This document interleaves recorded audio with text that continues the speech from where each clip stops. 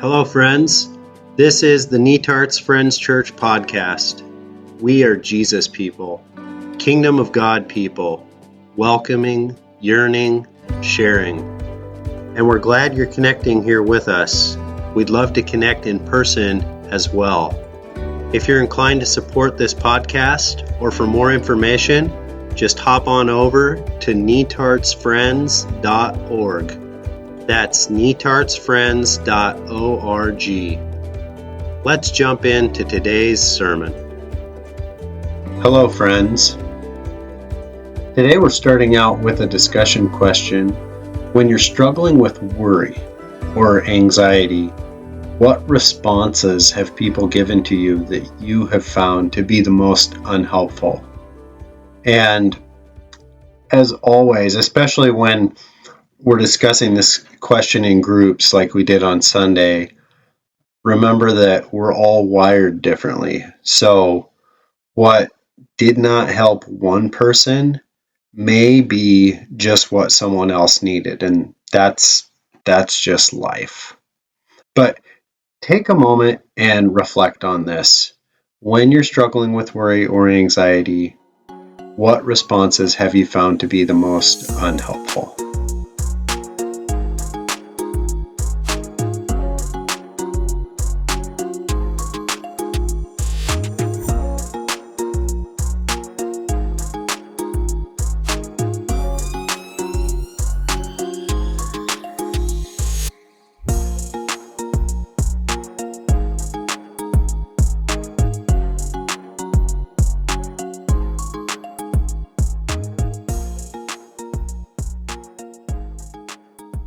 Brad didn't begin his day planning to lie to his doctor. It just happened. Part of receiving his company's health insurance plan was participating in an annual wellness exam and developing a health plan with a wellness coach. And so there Brad sat across from his doctor, and she asked him, "When was the last time you relaxed?" And Brad knew that there were times that he should have been relaxing, days off, evenings, weekends, vacations, but the doctor didn't ask him when was the last time that you had time off from work.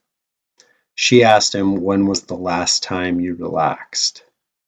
And Brad thought back over the last weekend, the last month, 6 months, the last year, and he genuinely could not think of the last time that he'd truly been relaxed. And that put Brad's mind into a panic. If he admitted this to the doctor, who knew what kind of extensive health plan he'd have to set up with his wellness coach and everything that might entail, the only thing to do in the moment was to lie. And Brad heard the words coming out of his mouth, but they sounded like someone else's voice far away. He said, "I relaxed last weekend." And he was praying the doctor wouldn't ask him, "Well, what did you do?" Because he had no clue what he was going to say next. The rest of the appointment felt like a blur. Afterwards, Brad walked out to the car. His mind was spinning, and he sat down, gripping the steering wheel and staring blankly ahead. Why couldn't he remember the last time he relaxed? Why had he lied to the doctor about that? He scanned back through his day, his week, his life, trying to think of his real answer, and all he could think of was all the people who were counting on him and his massive to-do list at work, his car, bills, mortgage, work stress, student loans, conflicts with his wife, all the ways he felt like he was failing as a dad. Was he making the wrong business decisions? Would he have enough money to retire? Political instability, climate crisis, tariffs, wildfires, on and on and on. And he said out loud to the rearview mirror or to the car or to himself, the answer that he wished he would have said to the doctor. How can I relax when I have this much to worry about? Am I losing my mind? Brad drove back to work and he trudged inside. Nearly everyone had left the break room except for good old Gladys. She'd worked there forever. She looked at Brad and she said, "Brad, you look exhausted." And Brad didn't know why, but he blurted out, "I lied to the doctor. I told him I relaxed last weekend, but I don't know when the last time was that I relaxed. I have too much to worry about." Gladys half smiled, but her eyes showed care. "Wow," she said. "I know that pain." Brad said, "I didn't mean to lie about it. I guess I just wasn't ready to have one more person tell me not to worry, as if that hadn't occurred to me." Gladys nodded. "I know that feeling. I had all kinds of people tell me not to worry. Pastors, therapists, relatives. My cousin's fake fish on the wall sang the song to me. Being told not to worry is like someone who has a terrible itch being told not to scratch it. It doesn't make the itch go away, it only makes the itch worse." Brad said, "So what helped? Or do you lie to the doctor too?" Gladys smiled. "No, I don't lie to the doctor anymore. I've been down that road. It's a bit of a long story. Have you got time?" Normally, Brad would have said no, but something slowed him down, as if what Gladys had to say might be important.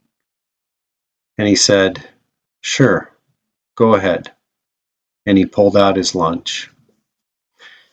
Gladys began, "Well, I'll warn you, I'm about to tell you about a spiritual experience." They didn't ask that question, "When was the last time you relaxed?" back when I started working here.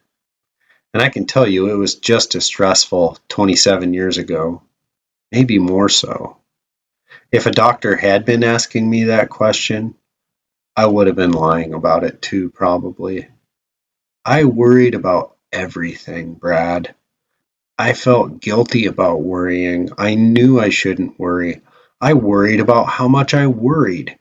I felt like a leaky faucet, and no matter how much you tightened me, the worry just wouldn't stop dripping. It was awful. I tried all kinds of things to help. One day I went to a church service where the pastor's sermon was basically telling everyone, "Don't be anxious." He said it over and over and over. And every time I just felt condemned for all my worry, which only made me worry more.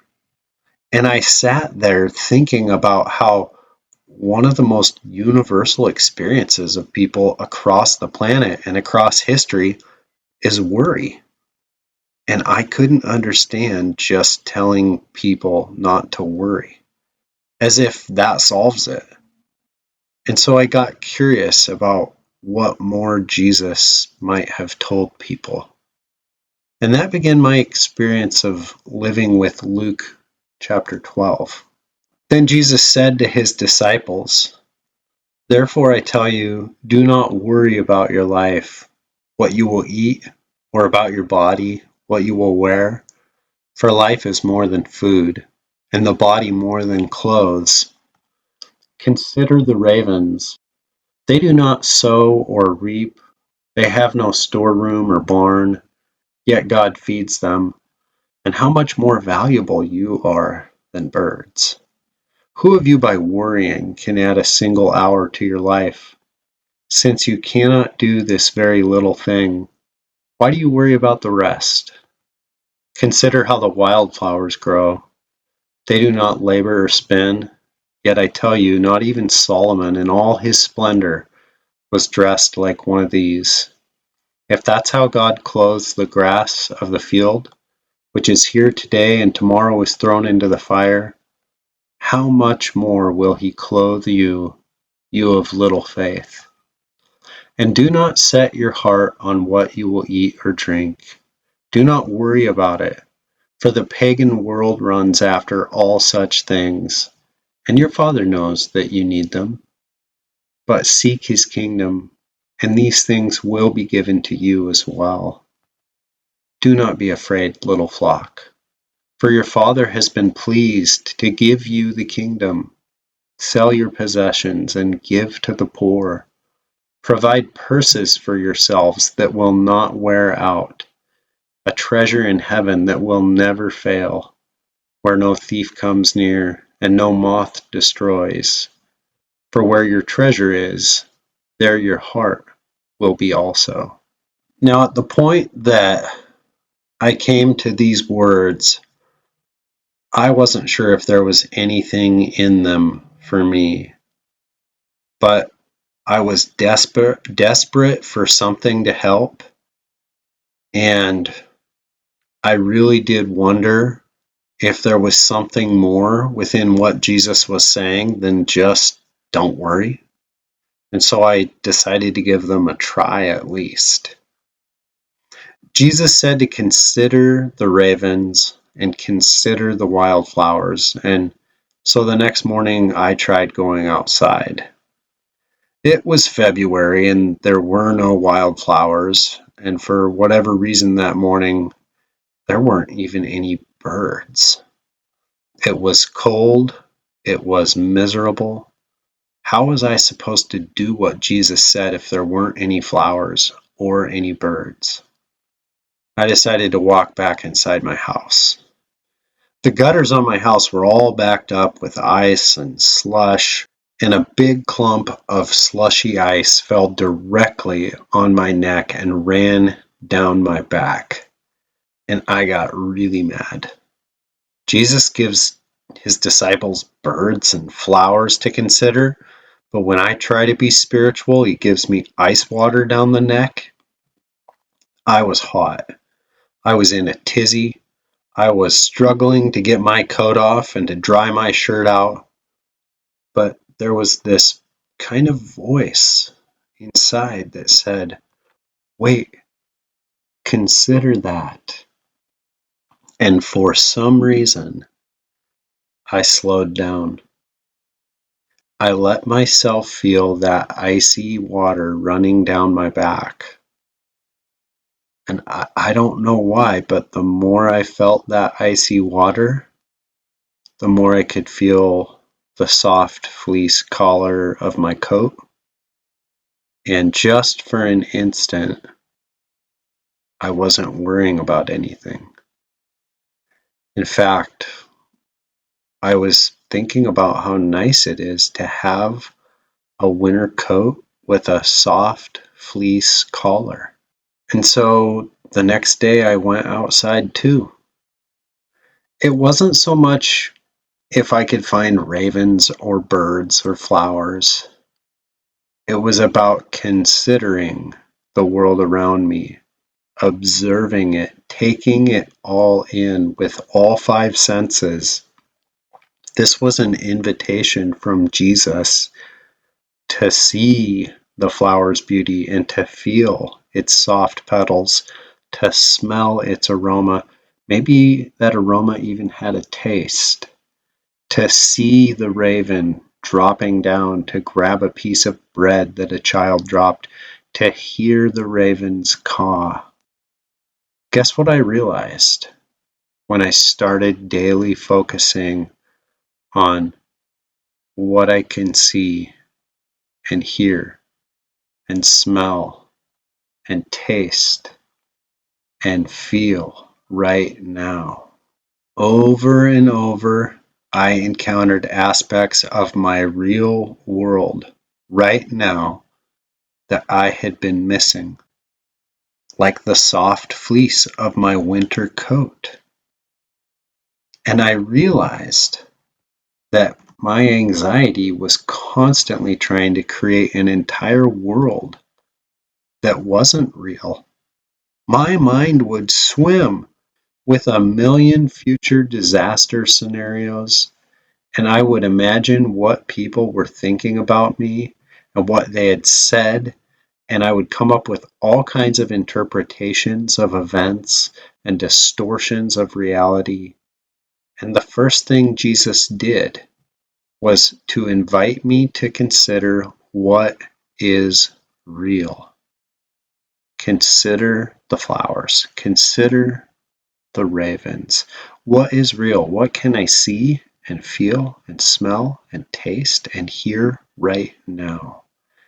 And it helped me so much to be aware, to check the real facts, to be present.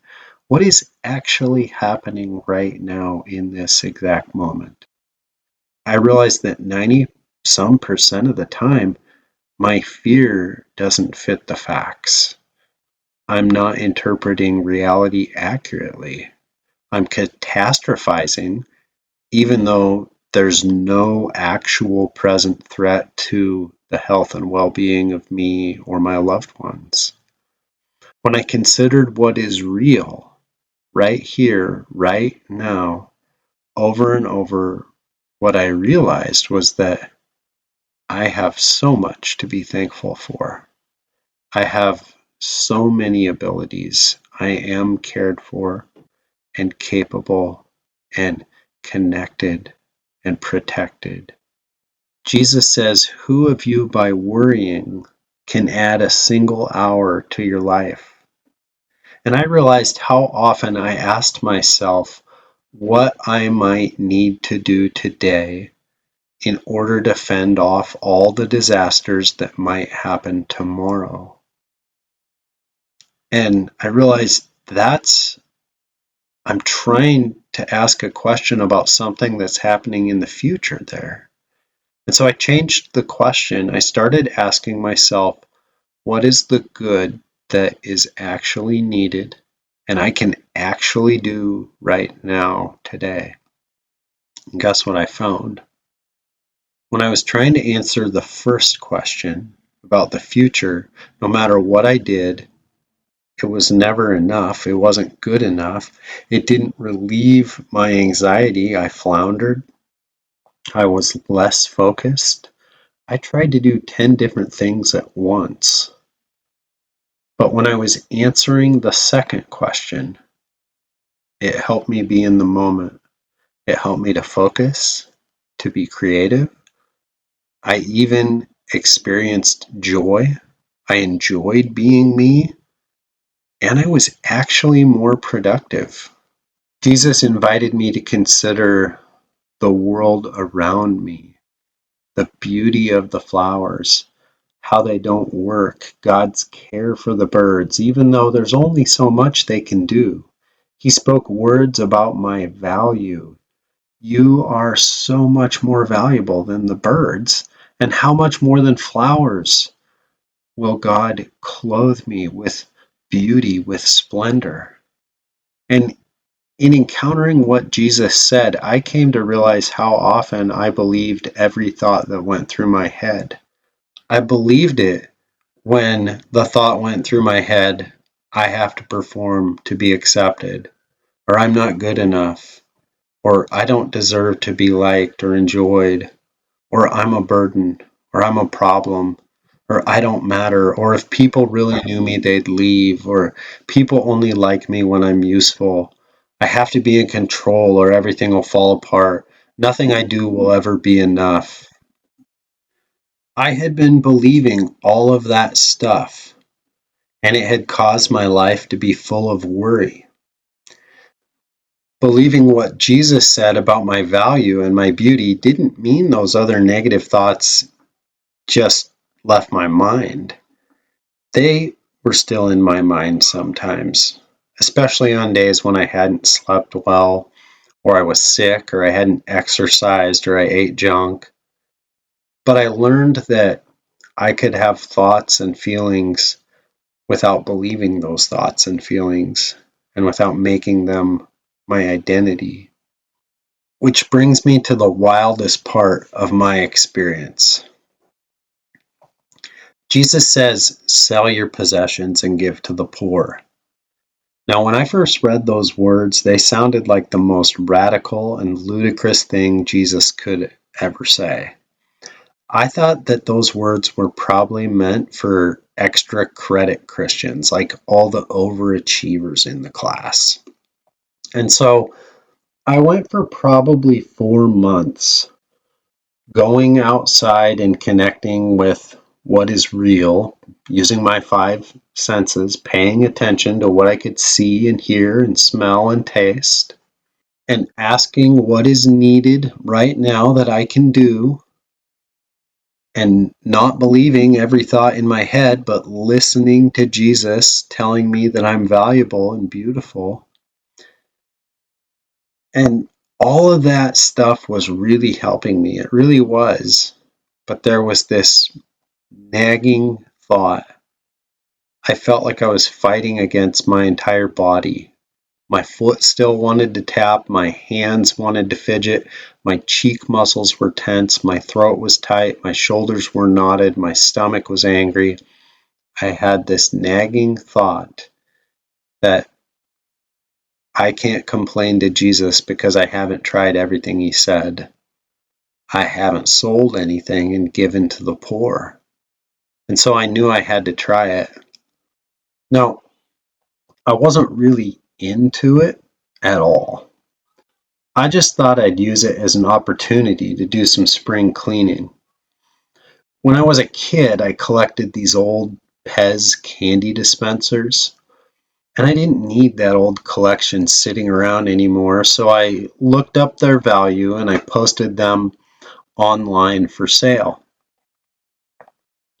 Well, this collector guy showed up at my door, and he wanted to pay me 3 or 4 times what I asked. I was flabbergasted and I asked him why. And he smiled lightheartedly and shrugged and said, I don't know, I guess I'm just having a good day. Is not life more than food and the body more than clothes? Well, that Jesus quote stunned me so much that I just stammered some kind of mumbo jumbo and we did the sale. And now I had a substantial amount of money. I considered using it to pay my bills, but I felt like there was that voice saying, see this through. And so I started asking, well, who needs this money? And I don't know if that man at my door was an angel or just a guy or what, but I got way more bang for my buck than I bargained for. Throughout that next week, I encountered a friend who couldn't afford her meds, a coworker who forgot their lunch money, a single mom whose child needed a new coat and new shoes, a neighbor who had to replace a tire, and I paid for each of those things. In fact, I paid the last $12 of the tire bill for my neighbor out of my own money, not the Pez money. And we stood outside the tire store for another half hour while she told me the story of how she came to own that car. And she invited me over for coffee later that week. And somewhere in that experience, a light bulb went off. I realized how good my body had felt those few days. There hadn't been any foot tapping or tight shoulders while I listened to these people tell me their stories and I helped them out. When my heart had been filled with concern for their situation while I had been giving to them, my mind didn't have room for that extra activity of grasping. I sat at home that night reflecting on this experience and wondering what Jesus was getting at when he said, sell your possessions and give to the poor. Was I supposed to sell everything? I could sell everything I owned, and I might even feel good for a few moments, but once I ran out of things to sell and give away, wouldn't I just be the same anxious person I already was, but now I'd be in poverty too? I wasn't sure I understood Jesus until later that week when my neighbor invited me over, not only for coffee, but also for an entire pan of cinnamon rolls that she'd baked and she sent me home with. We had such a nice visit. And my friend with the meds called and we chatted about what's going on in her life for a good long time. And my coworker who I bought lunch for helped me with a work project. And that single mom whose kid I bought a coat and shoes for invited me to her son's baseball game. And I realized that when love was increasing, fear was decreasing throughout my entire body. Love was casting out fear. Part of the gift that Jesus was giving to combat my worry was community. I realized that Jesus spoke this word, this entire word, to a group of people. It was never spoken to you, but to y'all, to a little flock. And you can only receive the kingdom as a community. I realized that it wasn't about selling everything all at once, but that Jesus was teaching me to do the opposite action from what my thoughts or emotions might be saying. So when my thoughts were anxious and I couldn't turn off the anxious internal narrative saying, you have to grasp, grasp, grasp, Jesus was teaching me to counter that with an opposite action with my body. Give, give, give. It's the same thing Jesus teaches with my enemies. When my thoughts or emotions say fight, fight, fight, or hate, hate, hate, Jesus teaches me the opposite action to counter those thoughts with. Love, love, love. Forgive, forgive, forgive. Pray, pray, pray. And the more I lean into the opposite action, the more my life and my relationships and my heart fill up with love.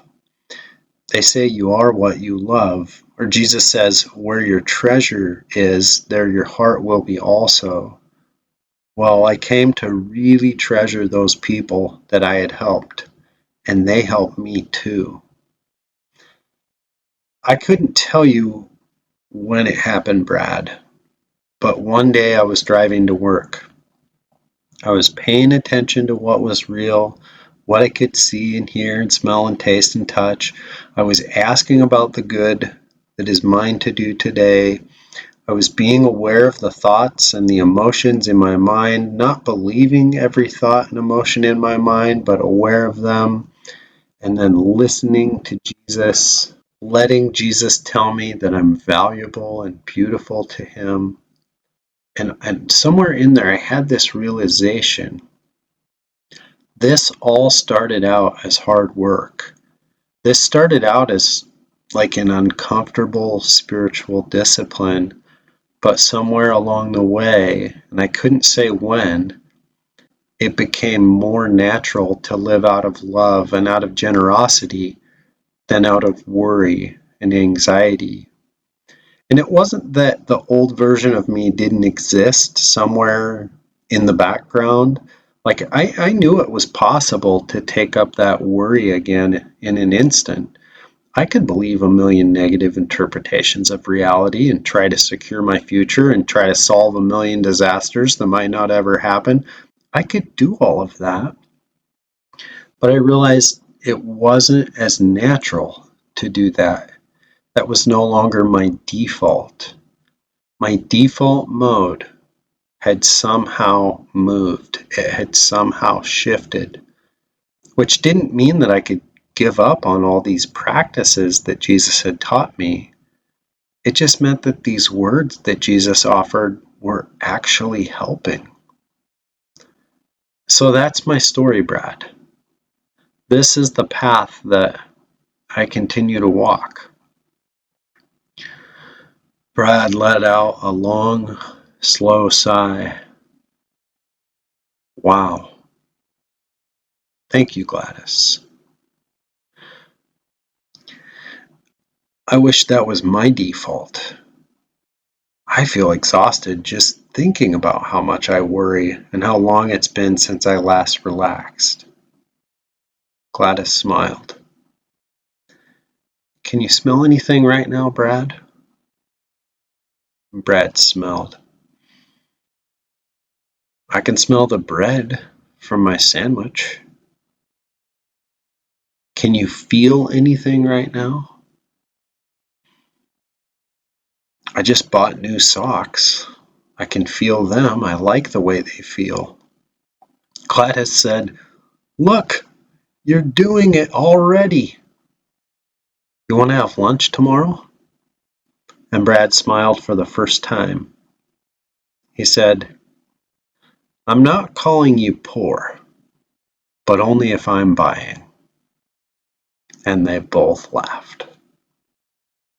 So that leaves us with just one question. People often feel guilty for feeling worried, but they don't know a different way to scratch the worry itch. Is there anything in Jesus' words or in Gladys's story that feels like it opens a different way to relieve the worry itches that you experience?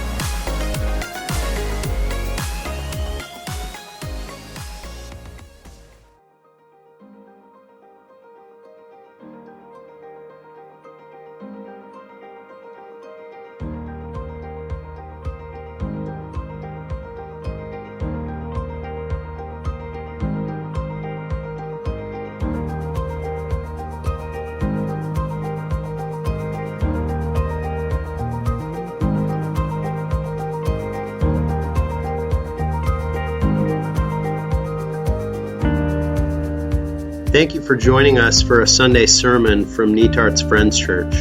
We hope you'll join us soon for one of our in-person worship gatherings. For more information, hop on over to netartsfriends.org. God's peace be with you, friends.